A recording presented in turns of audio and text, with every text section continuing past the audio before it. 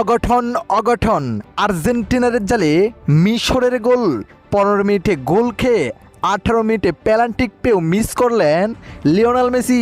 প্রিয় দর্শক, মিশরের বিপক্ষে মাঠে নেমেই 8 মিনিটে দুর্দান্ত একটি সুযোগ পান আর্জেন্টিনা, কিন্তু সেই সুযোগটি কাজে লাগাতে পারেন নাই আর্জেন্টিনার প্লেয়ার ডিপল।